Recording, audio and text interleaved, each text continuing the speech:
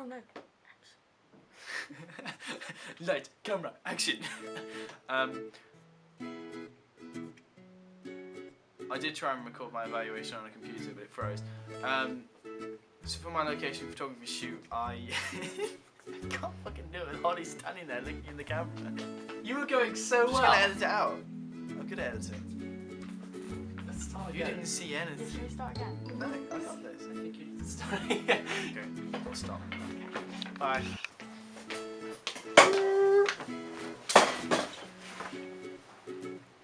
Go! Juice. So for my location photography shoot, I decided for my outdoor location to choose the cliffs near my house.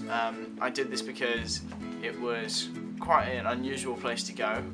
It's somewhere that's not very often documented, and I thought it'd make quite an interesting and adventurous shoot. The first time I went down there was in the morning, and when I went down there the tide was up and you couldn't see a lot of the beach. I did take some photos of the area, but obviously the beach was covered in water, so I couldn't really document it that well. I went back later on and noticed that a lot of wood had been washed ashore, so I took a picture of that. I thought that it kind of made an apocalyptic kind of looking photo, which was quite interesting. The only thing I did with the photo was up the vibrance. If I was going to go back and do it again, I'd probably mess with the lighting a bit more, try and get a better angle, because on the photo the right hand side of it is quite dark, so yeah, I'll probably mess with that. Then after that I decided to explore the beach. I found a natural kind of waterfall and decided to document that. The only thing I'd improve about that photo is maybe go down a bit earlier on, because with that photo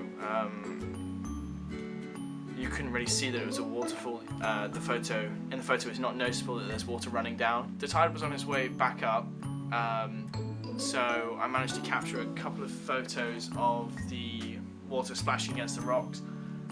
Combining that with the right lighting and at the right time, I think that made an interesting photo as well. That's about it for my location shoot.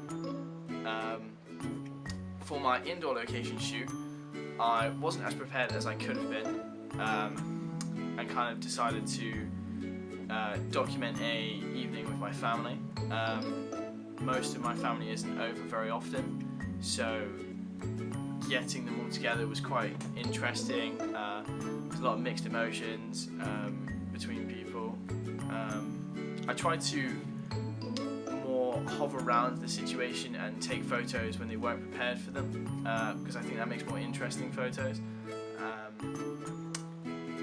Probably the most interesting part about it was trying to take pictures of a 1-year-old. You just can't get his attention. One of the photos, when I was trying to take a close-up shot of his face, he suddenly became mesmerised with the lights, and it made quite an interesting photo. And I did get one of his face eventually, but yeah, it took a while to do. And then I took some close-up photos of my family's faces.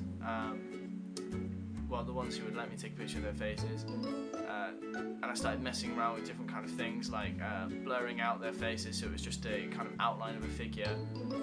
I also messed with the shutter speed on my camera so that a lot more light came into the photo, and it was kind of like light arty. And then yeah, I did some portrait shots of a couple of family members.